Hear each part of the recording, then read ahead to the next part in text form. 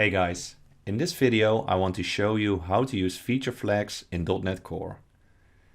For those of you who are not aware of what a feature flag is, it is nothing more than a boolean that states whether or not a certain feature is enabled. .NET Core provides a default feature flag manager that offers a lot of benefits.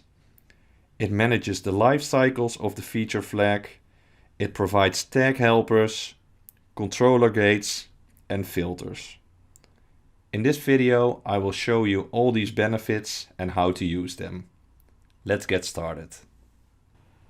The application that you see in front of you is an imaginary block CMS that contains three features. The first one is to edit a post, the second one is to delete a post, and the third one is to add a comment. Let's configure some feature flags for them. I will go to the MVC web application and install the NuGet package that we will need for the feature flags. That is called microsoft.featuremanagement.aspnet core. I'll install that package.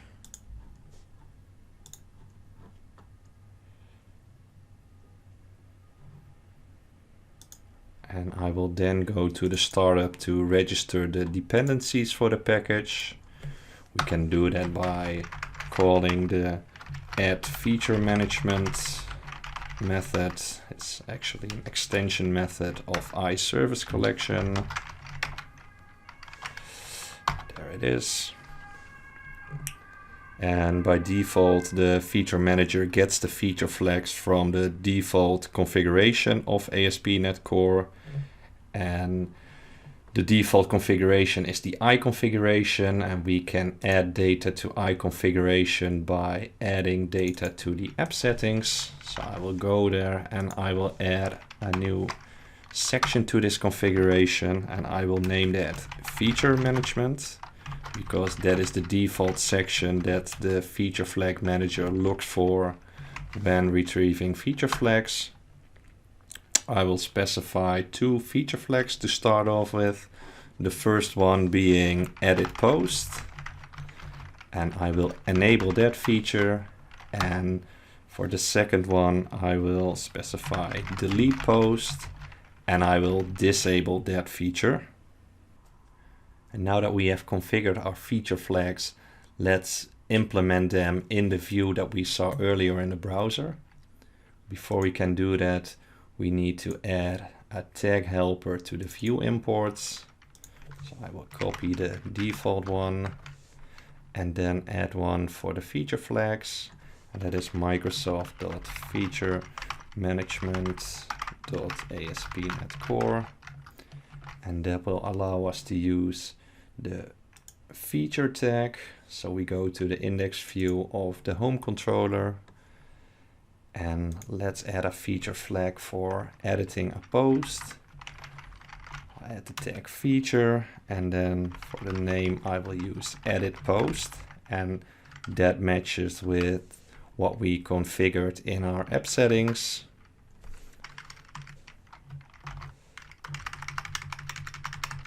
And now what this does is, if edit post is enabled, it will display the content of the feature tag. So we will add that here. Then we will add a feature flag for deleting a post. We name that delete post. And we will wrap that until here. So there we have wrapped the edit post and the delete post features within a feature flag. So if we now run the application again, we should see the edit post link, but we should not see the delete post link because we disabled that. And as you can see, the edit post link is visible and the delete post link is not visible. Now let's imagine that the delete post feature was enabled in the past, but that it is now disabled because a bug was found within the feature.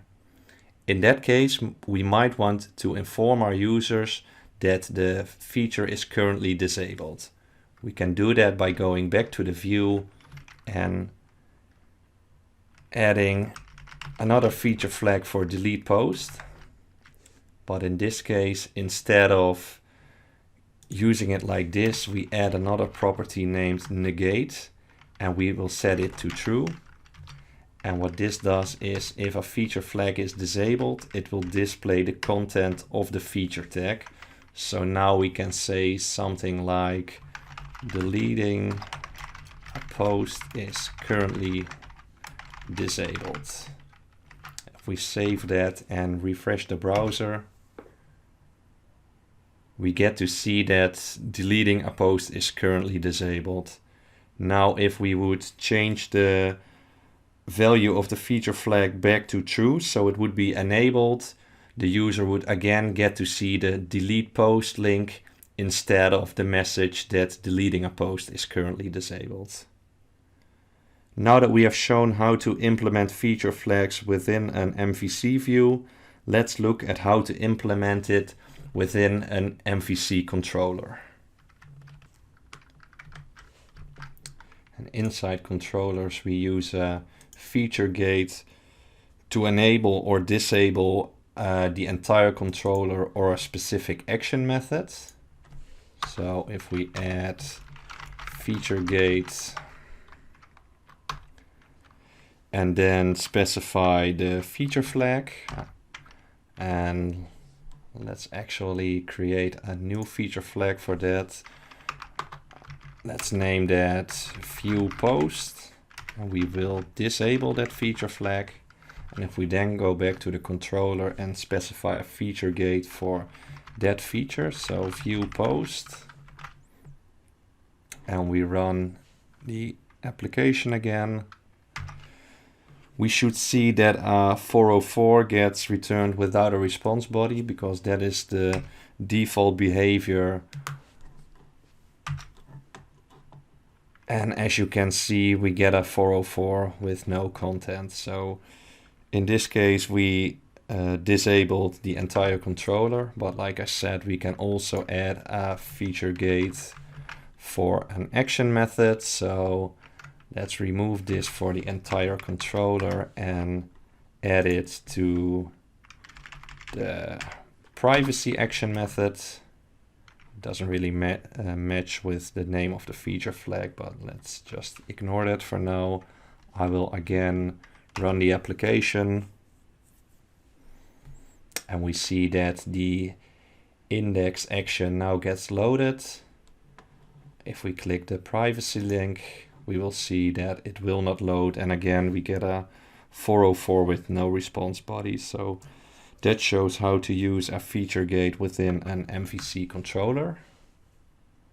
Now let's say that we want a specific part of code within a class to only run if a feature flag is enabled. We can use the feature manager. Let's inject that within the constructor.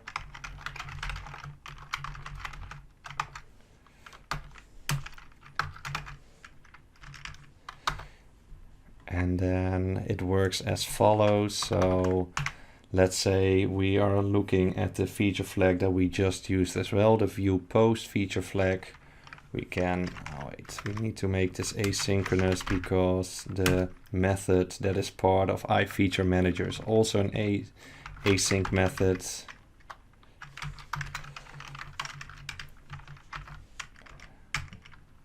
And then let's say that if await feature manager dot is enabled async, and then we will use view post. I will simply add a comment to illustrate what would happen. This code would execute if the view post feature flag is enabled, and this code would not execute if the view post feature flag is enabled. So by doing this, we can also specify for specific parts of code whether or not it should be executed based on the value of a feature flag. Now that we have seen how to implement feature flags in .NET Core, the last thing I want to do is show how to use feature filters.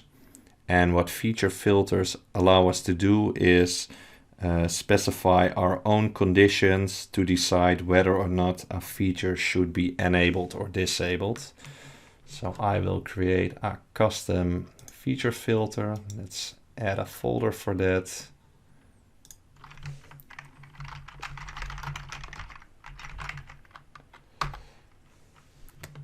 And I will name this filter dev environment filter, because the filter that I want to create, I want it to check whether or not the application environment is the dev environment. And I will implement the feature filter interface, which contains a single method named evaluate that returns a boolean to decide whether or not the application environment is the dev environment. We want to use the web host environment, and I will inject that using dependency injection. So web host environment.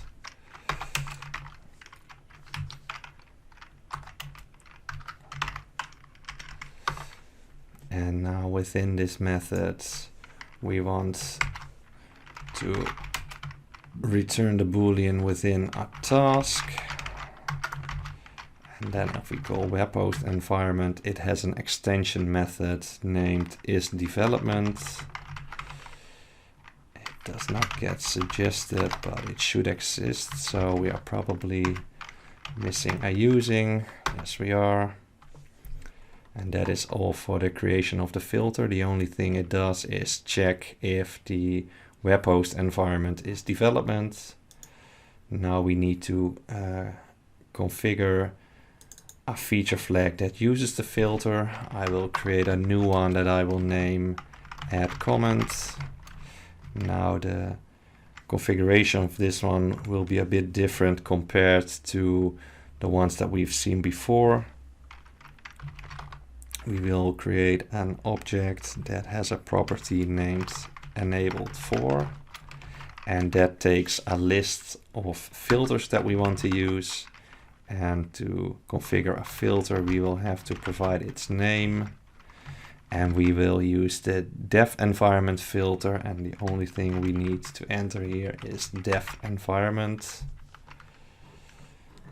That is all we need to configure here. The last thing we need to do is register the dependency for the dev environment filter, and we do that in our startup class.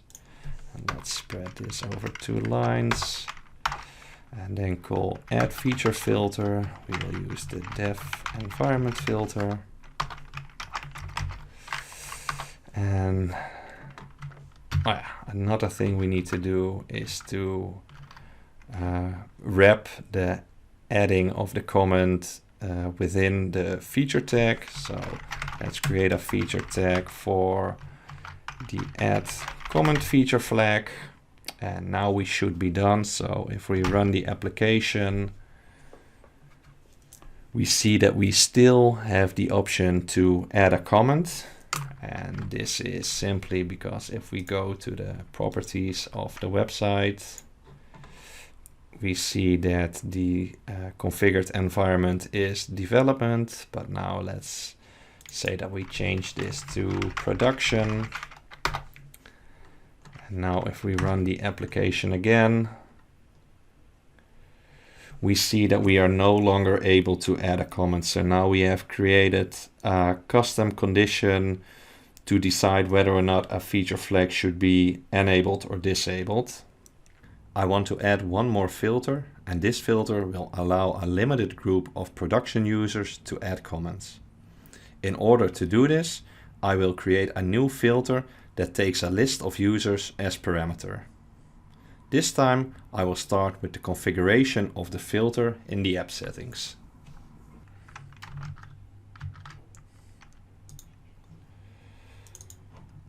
So here we will add the filter that we are going to create. We will name this filter production test accounts. And like I said, we will also provide parameters. In this case, a collection of usernames that are allowed access. So let's add user123 and user234. And because the user that currently accesses the website does not have a username, we will specify that in the environment variables of the website. So if we add a variable here, which we will name username, and we will give it the value user456. And now that that is in place, we can create the new filter. And like I said, we named it production test accounts filter. Like the previous custom filter that we created, it implements feature filter.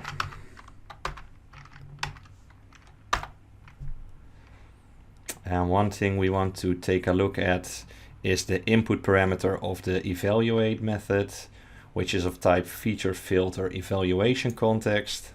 If we take a look at that, we see that it contains two properties, one named feature name and one named parameters.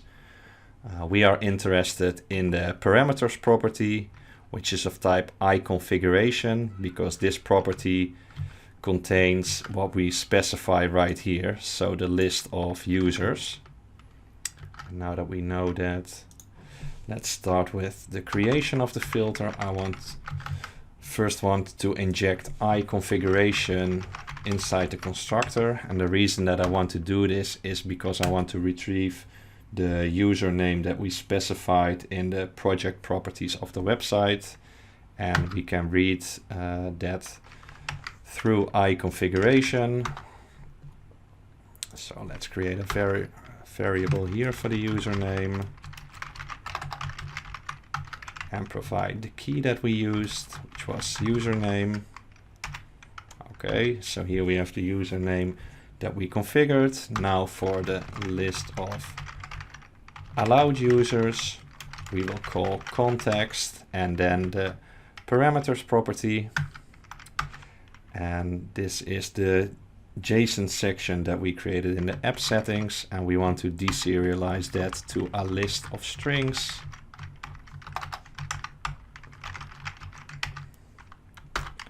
There we go.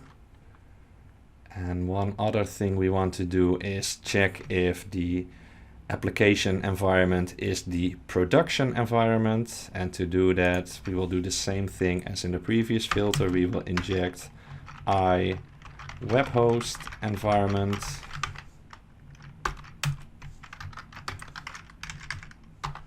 and this time we want to check if we are dealing with the production environment. So is production environment, and it has an extension method. We saw the is development before. This time we will use is production. And now we have everything to create our condition.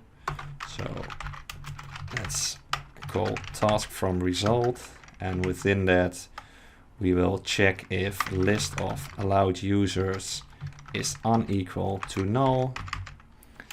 And then we want to check if the list of allowed users contains the username of the user that accesses the website. So username. And lastly, we want to check if this is the production environment.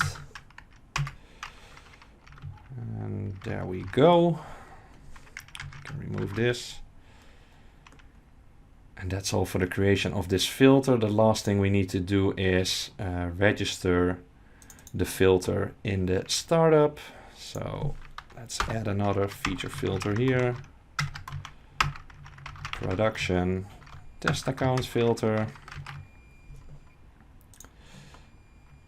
Let's run the application and see what the application shows us. And as you can see, we are still unable to add a comment. And that's actually pretty logical, because let's take a look at what we configured for the feature for adding a comment. We should either access the website at the development environment, which is not the case, because as you can see here, we configured the production environment. And otherwise, it should be the production environment, and the current user should be in the list of parameters. And we gave the user the username user456, which is not in this list. So it's logical that we are not seeing the add comment part. Now, if we add user456 at this point and start the application again, we should be able to add a comment. So let's see if it works, and it does. So with that, I've shown everything I wanted to show you about using feature flags in .NET Core. If you enjoyed the video, make sure to like it and to subscribe to the channel. Thanks for watching, and see you in the next video.